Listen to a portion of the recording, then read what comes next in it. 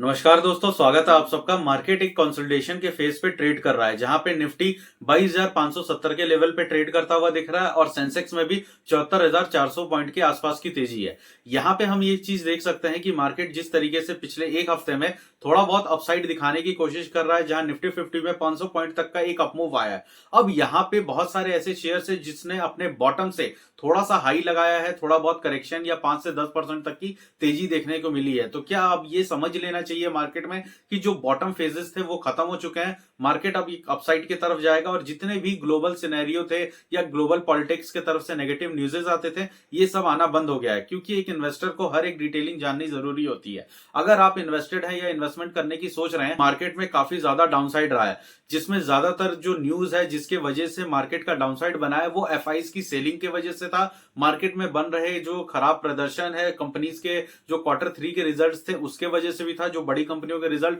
थोड़े मिले जुले से आए, जहां पे अच्छा रिस्पांस नहीं मिला। तीसरा रीजन ये था कि जितनी भी कंपनियां लिस्टेड है, खास करके मिड कैप, स्मॉल कैप और कुछ लार्ज कैप की कंपनियां, जिनको ओवर वैल्यूड कर दिया गया था। ऑब्वियस सी बात है, मार्केट में कोई भी चीज बहुत महंगी होती है तो करेक्शन का जब टाइम आता है तो वही पर्टिकुलर शेयर 40 से 50-45% तक गिरते हैं, जहां पे ज्यादातर ओवर वैल्यूएशन हो चुका होता है या बहुत सारे शेयर्स अपने पीक पे ट्रेड कर रहे होते हैं। तो वहां पे ये जो करेक्शन आया, इसमें हमने बहुत सारे शेयर्स में 40 से 45% तक की गिरावट देखी है। अब जब करेक्शन का दौर थोड़ा सा रुक करके बॉटम लाइन को टच करके अब मार्केट अपसाइड की तरफ जा रहा है, तो इन्हीं शेयर्स के अंदर जिनमें ज्यादातर गिरावट हुई थी, उन्हीं शेयर्स में हम अच्छे अच्छे रिकवरी और अच्छा एक परसेंटेज देख सकते हैं रिकवरी का। तो यहां पे हम बात समझते हैं कि आपके जो करंट पोर्टफोलियो है उसमें ज्यादातर शेयर अगर मिड कैप और स्मॉल कैप के हैं, तो आपको पिछले 2 से 3 सेशन में अच्छे खासे अपने पोर्टफोलियो में एक रिकवरी दिख रही होगी। पोर्टफोलियो एकदम बॉटम डाउन टच करके अब थोड़े से अपसाइड मूवमेंट पे आया है, जहां पे आपके अंदर भी एक तरह का इंकरेजमेंट बढ़ रहा है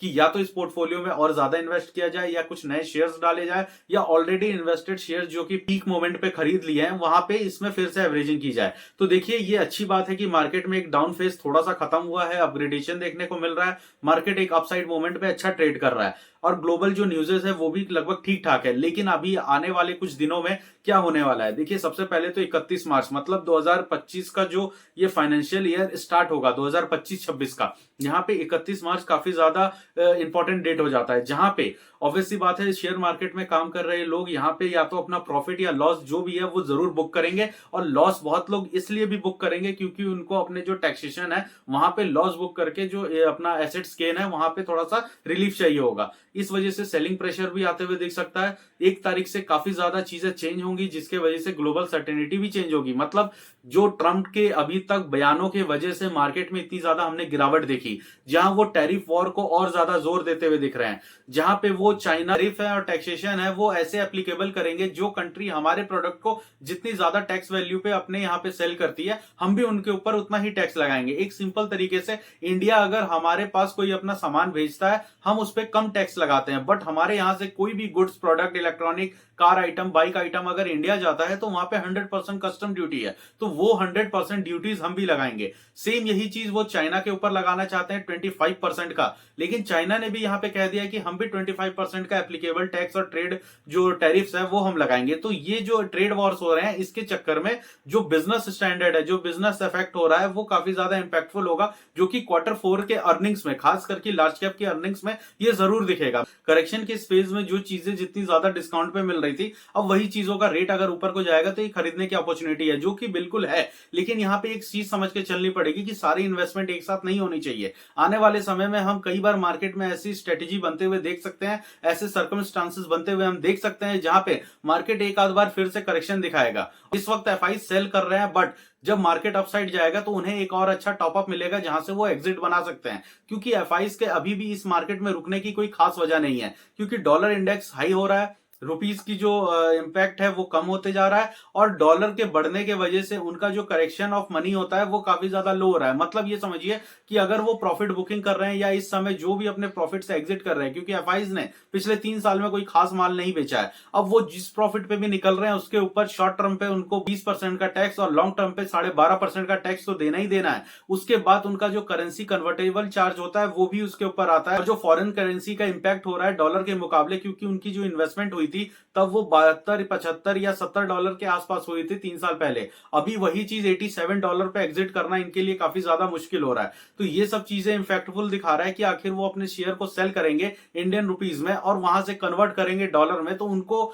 3 से 4% तक का एक तरीके से जो लॉस है वो अलग से दिख रहा है। प्रॉफिट में जो उन्हें कम पड़ रहा है ये काफी ज्यादा इम्फेक्टफुल हो रहा है, तो वो दूसरे मार्केट को चूज कर रहे हैं जहां पे चाइना उनके पास एक बेटर ऑप्शन आ रहा है और अमेरिका में भी जिस तरह की पॉलिसी चल रही है उन्हें ये चीज बताया जा रहा है कि यहां से पैसा निकाल के आप अमेरिका में लगाइए कि अमेरिका एक इमर्जिंग मार्केट है, ये ज्यादा से ज्यादा बड़ा हो रहा है। जापान के भी मार्केट में आप देख सकते हैं कि काफी ज्यादा अनसर्टेनिटी है, वहां पे भी डिक्लाइन देखने को मिला है। बात आती है इन्वेस्टर्स की, तो वो देखिए कि अभी तक का जो हिस्ट्री रहा है, जब भी मार्केट में इतना बड़ा करेक्शन आया है तो वापस से करेक्शन को ठीक होने में सबसे ज्यादा इंपॉर्टेंट रोल रहा है मिड कैप और स्मॉल कैप के शेयर्स का। इस बार मिड कैप और स्मॉल कैप के शेयर्स में सबसे ज्यादा करेक्शन होने के बाद जो रिकवरी का पॉइंट दिख रहा है, तो यहाँ पे mid cap small cap already अभी भी बहुत सारे ऐसे शेयर्स हैं जो कि अपने वैल्यूएशन के ऊपर ही खड़े हैं। मतलब इतनी ज्यादा करेक्शन होने के बाद भी अभी जो सही वैल्यूएशन आया वो नहीं आया। असली वैल्यूएशन कहां दिख रहा है? लार्ज कैप में, और लार्ज कैप के ही मोमेंट्स पे मार्केट जो है ज्यादा एग्रेसिव चल रहा है। मतलब इंडेक्सेस में तेजी की जो संभावना है वो नॉर्मल मिड कैप इंडेक्सेस और स्मॉल कैप इंडेक्सेस की तेजी से ज्यादा अपॉर्चुनिटी वाला दिख रहा है। मतलब यहाँ पे ये है कि जो ईटीएफ्स को बाई करने के लिए पैसे लगा रहे हैं,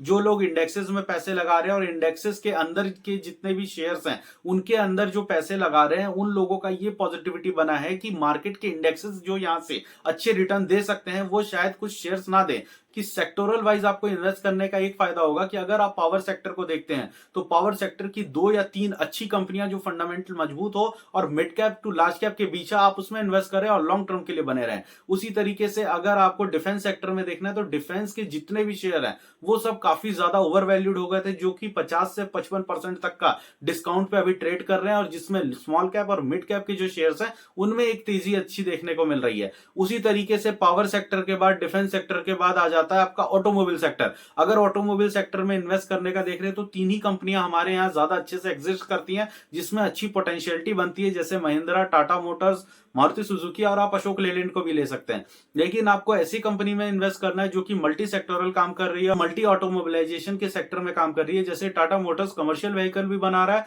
और पैसेंजर व्हीकल भी बना रहा है और लग्जरी व्हीकल में अलग उसका काम है। और इस समय उसकी जो वैल्यूएशन अपने पीक से 50% डाउन हो चुका है, जो कि मैंने वीडियो अभी बनाया था, डिस्क्रिप्शन में आपको उसका लिंक मिल जाएगा। जितनी भी अच्छी कंपनियां हैं जिसके बारे में अच्छी एक फंडामेंटल रिसर्च हो सकती है उन सब पे हमने वीडियोस बना रखा है, टाइम टू टाइम अपडेट भी कर रखा है। इसलिए मैं कहता हूं कि कभी भी किसी भी सेक्टर का कोई एक बड़ा लीडर आप पकड़िए और एक छोटा लीडर पकड़िए, छोटा मिड कैप का या स्मॉल कैप का, जिसके फंडामेंटल्स अच्छे हों। कंपनी का पास ग्रोथ करने की जो अपॉर्चुनिटी है, जो रियलिस्टिक अपॉर्चुनिटी होती है, वो आने वाले समय में काफी ज्यादा हो, तो ये चीजें आपको हेल्प करती हैं लॉन्ग टर्म में बने रहने के लिए। क्योंकि देखिए इस समय भी आप किसी को भी जानते होंगे या किसी की भी पोर्टफोलियो को अगर आप ट्रैक करते होंगे तो एक चीज देखिए, जिसने लॉन्ग टर्म इन्वेस्टमेंट कर रखा है, 2022-23 से इन्वेस्टमेंट कर रखा है, उसके पोर्टफोलियो का रिटर्न अभी भी ठीक ठाक ही होगा। अगर बीच बीच में इन्वेस्टमेंट करके उसने अपनी एवरेजिंग वैल्यू को ऊपर नहीं किया है तो यहाँ पे काफी अच्छे अच्छे स्टॉक है, जीएसपीएल है, टाटा स्टील है, हिंडाल्को है, जिन्होंने रिटर्न शायद इतना ज्यादा तो नहीं दिया है, लेकिन इस गिरते हुए मार्केट में पिछले 5 महीनों में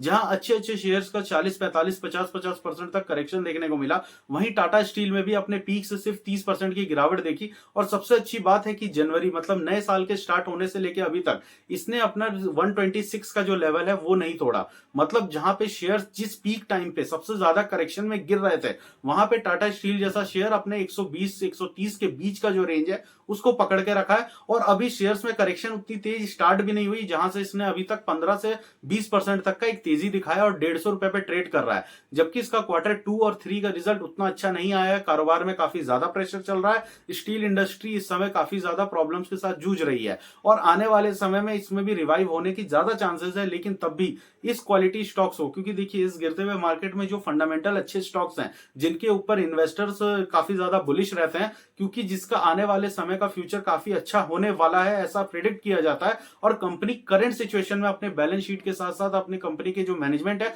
उसको सही तरीके से ऑर्गेनाइज कर रही है। तो ये सब चीजें इमर्जिंग मार्केट में देखना काफी ज्यादा जरूरी हो जाता है, क्योंकि यही चीजें आगे आने वाले समय में चाहे मार्केट में कितना भी बड़ा डेप्थ आए, चाहे कितनी भी बड़ी दिक्कत आए, तो यहाँ पे इस मार्केट में सबसे ज्यादा ध्यान देने वाली ये बात है कि जो इंस्टीट्यूशनल इन्वेस्टर्स होते हैं, एफआईज की भी बात इसमें हो रही है, क्योंकि हर एफआईज भी बेच नहीं रहा है, कुछ बाहर के लोग धीरे धीरे अक्यूमुलेट भी कर रहे हैं कुछ शेयर्स को, वहीं पे डीआईज जो डोमेस्टिक इंस्टीट्यूशंस हैं, तो ये जो इंस्टीट्यूशन इन्वेस्टर्स हैं ये अपनी पकड़ जहां बना रहे हैं, ये जहां पे बाइंग करते हैं, जिस शेयर्स को पकड़ते हैं उसके फंडामेंटल्स और मैनेजमेंट को काफी ज्यादा ये ध्यान में रख करके आगे की तरफ ये पैसा लगाते हैं, क्योंकि इनका शॉर्ट टर्म का पैसा नहीं लगा रहता है। अब इस मार्केट में जो एक बहुत बड़ा करेक्शन के दौर से निकलने की फेज में है, जो निकलना चाहता है, तो ये एक ऐसा पीक टाइम है जहां पे जो इन्वेस्टर और खास करके बड़ा इन्वेस्टर पैसा लगाएगा किसी पर्टिकुलर शेयर में, तो वो यहां से कम 3 से 4 साल या 5 साल का व्यू जरूर रखेगा, क्योंकि अब इतना बड़ा करेक्शन हो सकता है हमें इतना जल्दी देखने को ना मिले, अंटिल कोई ऐसा बहुत बड़ा सर्कमस्टांस ना हो।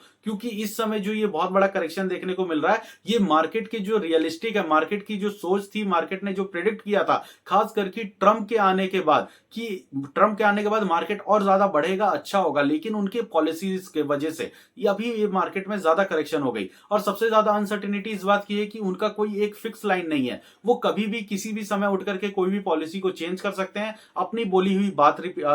चेंज कर सकते हैं, और अपना कोई एक स्ट्रेट लाइन नहीं है। तो दोस्तों इस वीडियो में मार्केट में चल रही अनसर्टेनिटी और मार्केट ने जिस तरह से अप मूव दिखाया, एक पॉजिटिव सेंटिमेंट्स दिखाया, काफी ज्यादा इन्वेस्टर्स के लिए अच्छा है, बट उसमें भी काफी ज्यादा संभल के रहने की जरूरत है। इन चीजों को हमने क्लियर किया और कवर किया। अगर आपको इस वीडियो से मिली हुई इन्फॉर्मेशन अगर अच्छी लगी तो आप इस वीडियो को लाइक करें, चैनल को सब्सक्राइब करें। दोस्तों मिलते हैं अगले वीडियो और भी इन्फॉर्मेशन के साथ। नमस्कार दोस्तों।